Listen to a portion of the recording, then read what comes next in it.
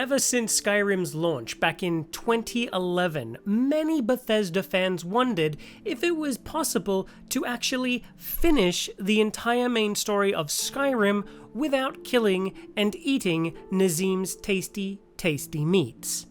The fans wrote Todd Howard, people looked into the code of the game, and some even went mad trying to do the challenge themselves. However, those people were weak-minded, and me? I'm built different. I don't break under the pressure, so I've decided to finally answer the biggest question surrounding the Elder Scrolls V Skyrim. If I'm actually able to do this, it will be a world first. I'll most likely gain fame, notoriety, and a lot of attention, but don't worry, because it won't ever go to my head. The hundreds of views this video get won't ever change me or my core beliefs, and you know why? It's because I'm humble, and I don't forget the little people. Now, I know what you're probably thinking right now. Lycan, are you crazy? This isn't much of a challenge for you since you're so amazing and skilled, and you know what? You're right. Well, you're about 89% right, which is why I'm not only going to undertake this immense challenge, but I'm gonna do it as a speedrun as well. That's right, I'm going for the world record Skyrim speedrun on top of the Cannibal Nazim Nuzlocke challenge. Join me, pals, and witness the glory. Grab your popcorn, and ice-cold chocolate milk, your finest, fluffiest silk pillow, and of course, a Polaroid camera, because you're gonna want to take a picture and prove you were here to witness the glory.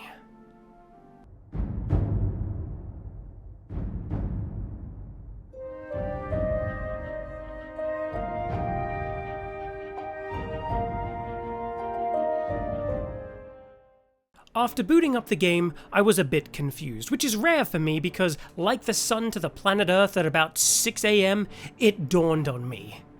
The reason I wasn't seeing the classic wagon scene was because of the alternate start mod I had installed, Live Another Life. I picked the Arrow to the Brain start, which involved a swanky-looking Admiral Tullius whipping out his .44 Magnum and blasting a hole in my dome. So far, for roleplay purposes, I wasn't a fan of the Imperial Legion. I'd remember this moment. After getting patched up by Little Miss Restoration is a perfectly valid whatever that is that she says, you know, the woman from the Collage of Winterhold. After dealing with her and picking the default Nord character for speedrun reasons only, I encountered my first big challenge. What build I was going for. Normally, I'd run a stealth archer build. I know. Total noob move, but you'll be happy to hear I switched it up for this playthrough by doing an archer stealth build. Most people get confused by those two, and you'll pardon my turn of phrase here, but those people are 1D short of a Todd Howard, if you catch my meaning. But for those of you who don't play Skyrim like us Chads, or even, Talos forbid, don't even play computerized tabletop games, I'm going to explain the difference to you. You see, normally for a stealth archer build, you'll use the element of surprise and get the big damage bonus for killing your foes without ever being seen. I mean, heck, even if you are spotted, it isn't much of an issue because your stealth is so high that the enemies will think the wind straight up killed their best friend right in front of them. However, an archer stealth build is like that, but you see, with one key difference. And that difference is, you shoot first, then stealth teabag the corpse. You following me so far? Good, great, let's continue.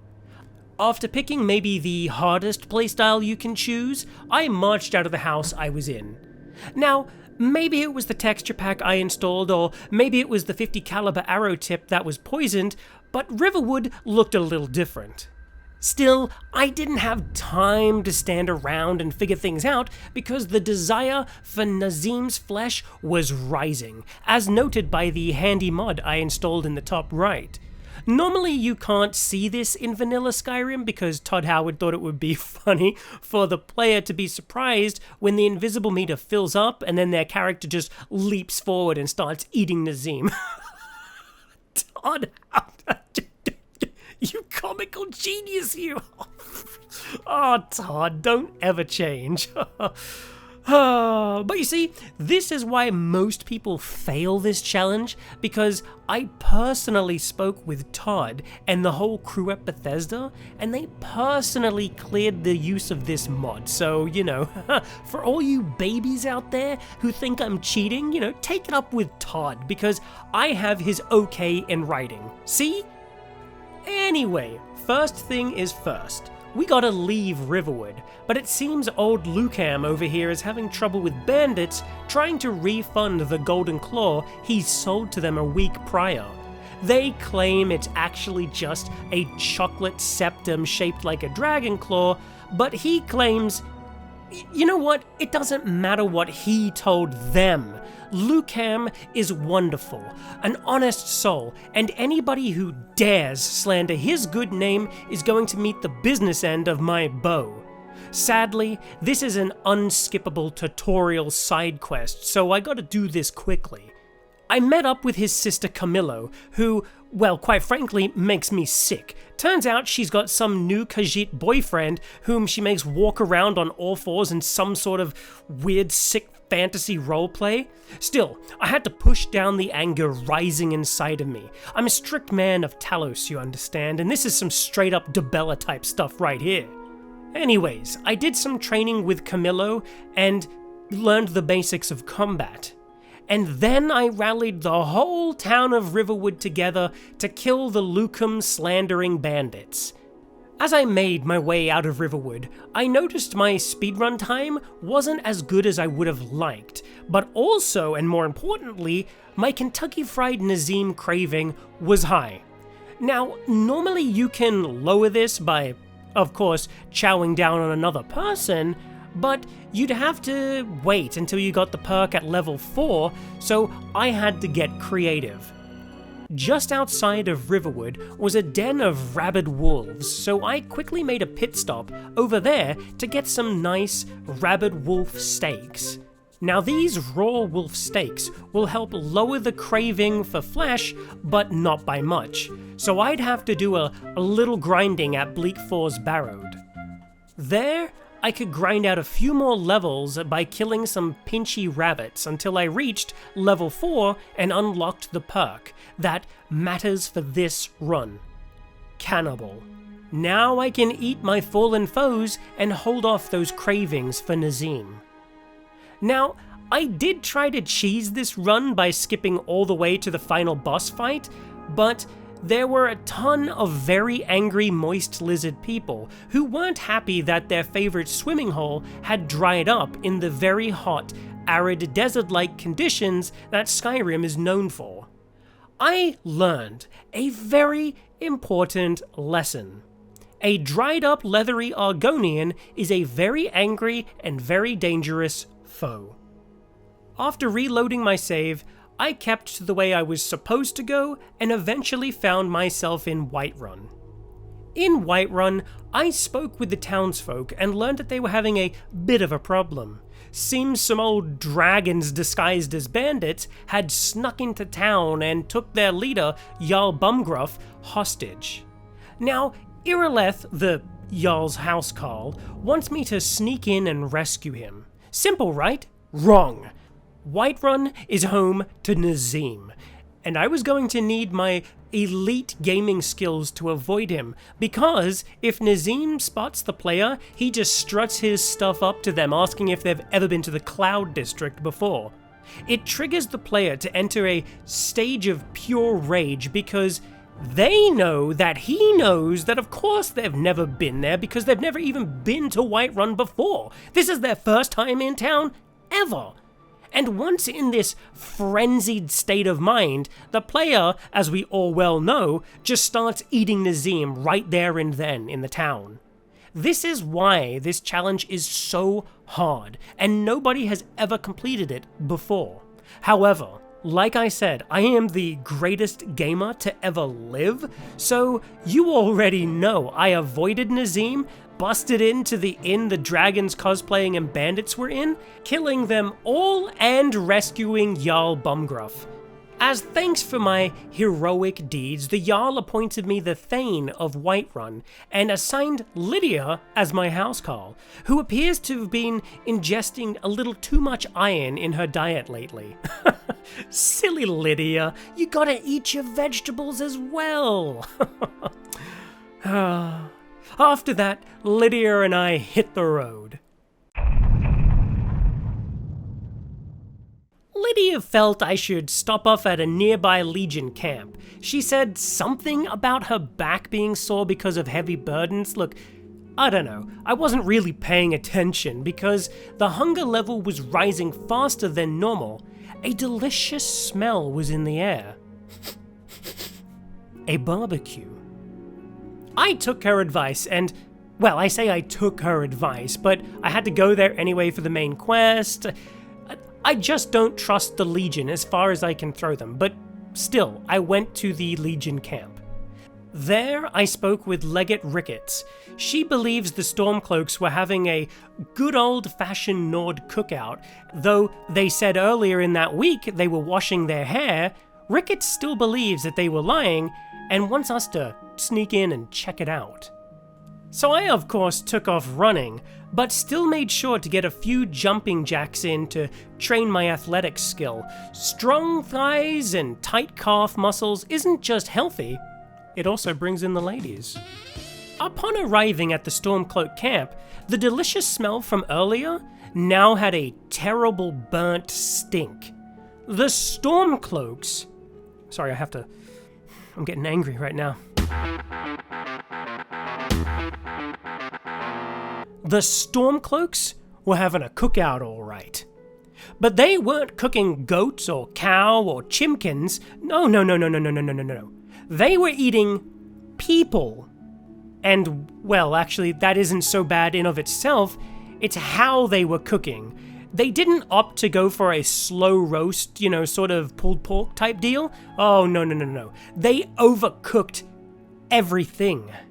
Everybody. This is an outrage. The Stormcloaks had to pay, so I killed them all. I could have understood like a well done, sort of a well done meat thing, but this, no. This was beyond well done. Talos, give me strength. My hunger meter was dangerously high, but I refused to eat the Stormcloaks just out of principle. Lydia and I returned to Legate Ricketts and gave her the bad news. The Stormcloaks had lied to her and the other Legion members in the camp. She knew deep down that, of course they did, but still had hopes and made potato salad while we were gone. Now, in the camp, there was nothing but salty tears and uneaten potato salad. Damn those Stormcloaks to oblivion! With this mission now done, I made my way down the road. I was worried about the hunger meter as I traveled. However, Talos smiled upon me, and I was attacked by a group of tasty bandits. I was able to reset the hunger meter, but not fully. I was dreading this moment. Eating anybody other than Nazim now was going to have diminishing returns. You see, Todd Howard programmed this feature in himself, that cheeky prankster. He knew some people who had made fun of him for being in the chess club would be playing this game and maybe even trying this challenge for themselves, so he put in this as a failsafe. But still, from here on out, things were going to get tougher. Lydia and I arrived in Falkreath, but getting here wasn't easy. I encountered a tough fight that I wasn't prepared for. As some of you may know, especially if you have sped-run RPG games before, going so far ahead so fast, you tend to be underleveled, and this was going to be one of those times. I ran too far ahead, and I was underleveled. I encountered a group of nasty Silverhand bandits that almost killed me, but even worse than that, they broke my legs! This was going to slow me down on my way to Falkreath, and I was worried about my speedrunning time. Thankfully, I got to town and to a doctor in an acceptable time. While in Falkreath, I undertook the next main story quest, dealing with a crazy cult of necromancers. The town blacksmith here was just sick of all the undead strolling into town, returning to their families, and ruining Thanksgiving dinner. He charged me with going to the local famous Falkreath graveyard and stopping the necromancers there from raising the dead. I accepted the quest and headed over to the graveyard, and to my horror, I found a ton of undead roaming around. I killed the undead and made my way to the necromancers. When I found them, they tried to explain that it was just a prank, bro, but I wasn't having it, and while I normally let them go, in this case, I killed them all like the evil wizards they is. I also killed their pet hagravens. Oh, bloody hagravens? Ugh! I think this texture pack I installed just makes them look even more repulsive. Ugh! I returned to the blacksmith and got my reward, but that wasn't all. The blacksmith told me that Admiral Tullius had passed through town recently with a few of his Thalmor friends, and they were headed to the peaceful town of Rorikstead, so it was off to Rorikstead. It appears the peaceful farming town isn't so nice anymore. It seems a dragon came through and just trashed the place. Those damn dragons are nothing but a nuisance in Skyrim. There's tons of them. Ugh. But anyway, we weren't here to deal with the dragons. We were here to deal with the civil war in Skyrim.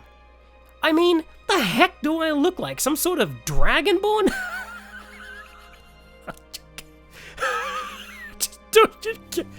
Oh, you're killing me here. I'm no dragonborn, you silly fool. Are you actually okay though? Because that was a really dumb thing to say. You think I look like a dragonborn? God, get to an optometrist. Jeez. Anyway, a little further in town, we found the Thalmor. Only, there's a slight problem.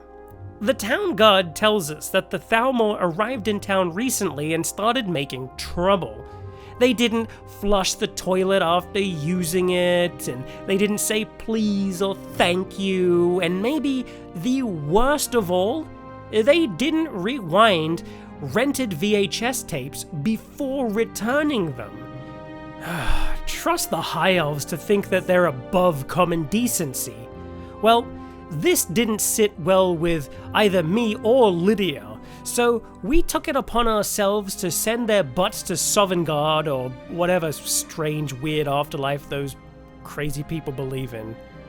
After dealing with the Thalmor, stealing one of their headbands, and of course, chowing down, I got a hot tip from a courier, and by courier, I of course mean the official Skyrim Wikipedia page. That old Admiral Tullius was last seen in the sin bin known as Riften, so it was off to Riften. Riften, as we all know, is where the main story really kicks into gear. It's filled with rich side quests and colourful characters, but we're not here for that garbage. The main quest is, of course, the best quest line. We can't be slowed down on this speedrun, so it was straight to the town square.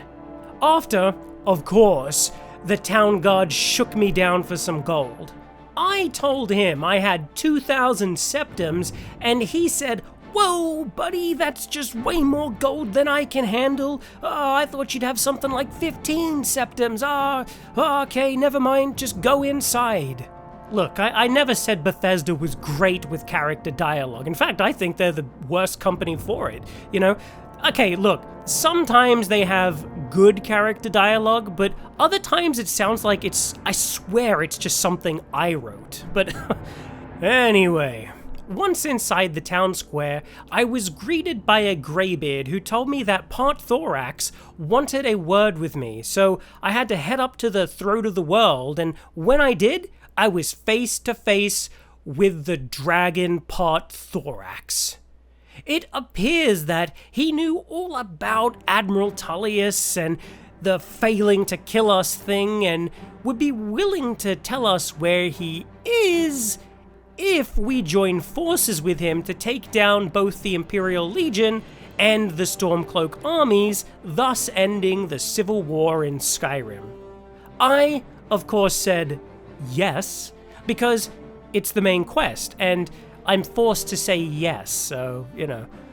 Anyway, Part Thorax chuckled a hearty chuckle and told us where to find Admiral Tullius, and once we kill him, we're to bottle his soul and bring it back to him, because he has something special planned.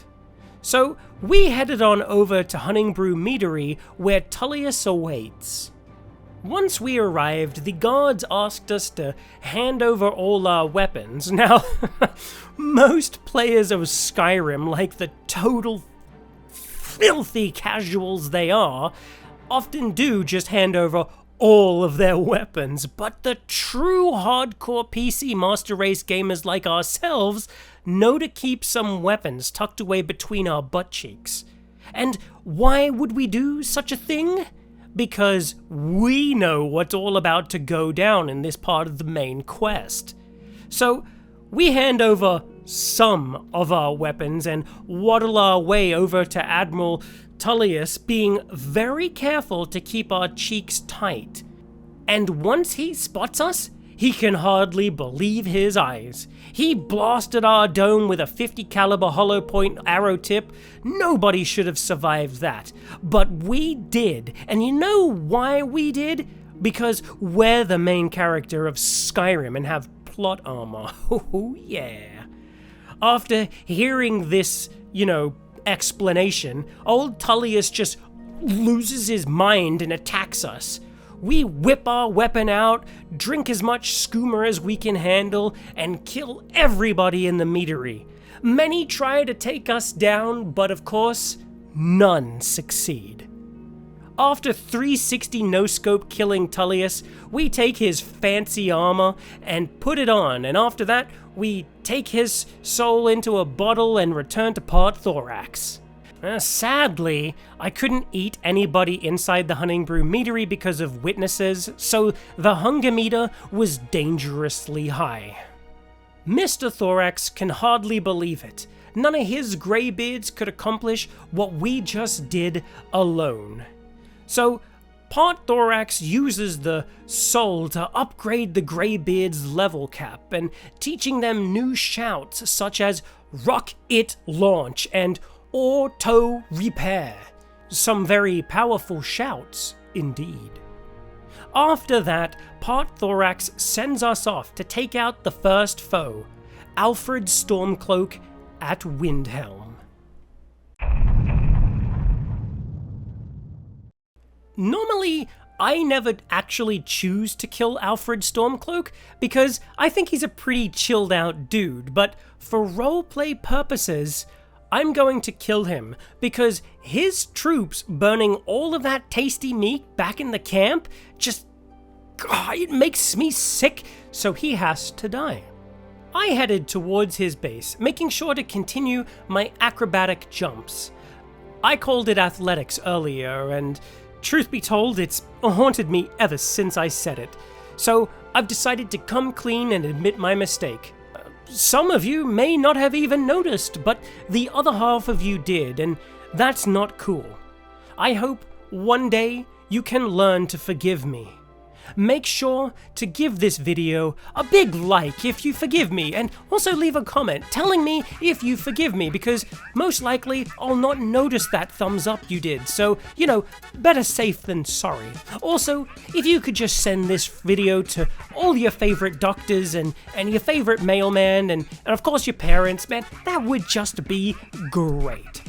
After, of course, plugging my channel page, and of course leaping off of a cliff because I was trying to keep an optimal speed run straight line, I eventually made it to Alfred Stormcloak. He, of course, tries to talk a big game and act like he's cool in front of all his homies, but I wasn't having any of that, and after eating as much moon sugar as I could get my hands on, I killed them all. And ate them all, and it was great! After returning to Part Thorax and telling him how great I was, he dropped the biggest bombshell on me. I remember this twist blew my socks off the first time I played Skyrim back on my original Atari 64. Upon hearing of Admiral Tullius's defeat, that crazy cat Leggett Ricketts promoted herself to Admiral and rallied up the remaining Legion and joined forces with the Stormcloaks to attack Sovngarde itself and slay all the dragons as punishment for Tullius's death. Part Thorax is horrified because all of his favorite dragon friends are in Sovngarde, so he tells us to finish the civil war once and for all by going to Sovngarde ourselves and just killing everybody. So we agree and head out. The Stormcloak Legion combination were already attacking by the time we arrived. Lydia was by my side, and so was a random souped-up greybeard. We pushed our way across Sovngarde, killing everything in our way. The arrows were flying, and Lydia was crying, and I'm pretty sure somebody killed that greybeard that was with us. It was absolute chaos, and my hunger levels were at 96%, and I'll be honest with you, I didn't think I could do this challenge. But just then, a dragon flew overhead, pooping exploding poops, and just let me tell you, it was a sight to behold, and I thought to myself, I can do this.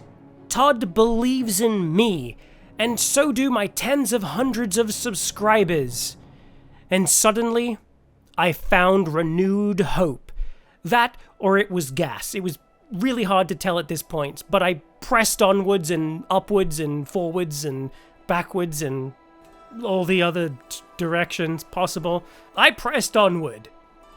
Part Thorax spoke to me through a magic portal and told me that he was going to send his maxed out level greybeards to back me up for the final push.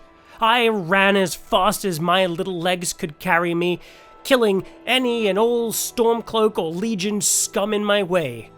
And then, there she was, standing like some sort of hero of old, Admiral Ricketts. She began to speak with me, but truth be told, I had heard this dialogue exchange about 2 times before, and my attention span, thanks to YouTube Shorts, has been shot, so I just skipped the dialogue and entered into one-on-one combat with her. Only she didn't get the memo that it was one-on-one and just called in some backup, that dirty Cheeto. Eventually, after what felt like a dramatic 4 minutes, but was probably just like 3.5 minutes, I killed Ricketts, and I stole her fancy new hat, and ran back to Part Thorax as quick as I could because the hunger levels were rising and were now at 99.8%, and I did it. I actually did it. I beat Skyrim without killing and eating Nazim. I just couldn't believe it. It was a world first. But even better than that, I also set a new Skyrim speedrun record of 11 hours. Oh, incredible! Even though I really am awesome, I still somehow managed to even be more awesome than I was previously. I mean, sure, I had to buy 3 new computers because they kept catching on fire since I was speedrunning so fast that they just couldn't process the information, but still, it was totally worth it. So, yes, the next time somebody turns to you and say, hey, can you beat Skyrim without killing and eating Nazim? You can pull out your phone and just smash it into their face and show them this video. Now, listen, I'd love to stay and chat a little bit longer, but I've got dinner plans with Todd Howard, and I've also got to go on holiday at a beach somewhere, you know. And I didn't want to bring this up, but this challenge actually did take it out of me, and it took a lot out of me, in fact, and most likely I won't be able to do another challenge like this for, oh man, at least probably exactly 365 days, so, you know, yeah, I need to rest, you know, I'm human, even though it doesn't seem like I am. I know sometimes it seems like I'm some sort of god, but I am just a man. But listen, if you have other impossible challenges you want to see made possible, let me know in the comments below. And maybe, just maybe, I'll do it next year.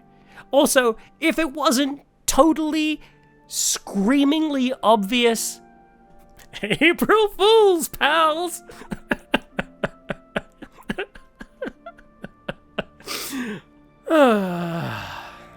Hey, how many people do you think are actually going to watch this video? And as soon as it starts, they're just going to hit the dislike button. I guarantee this video is going to get comments of being like, what are you doing? What kind of challenge is this? Anyway, peace out, pals.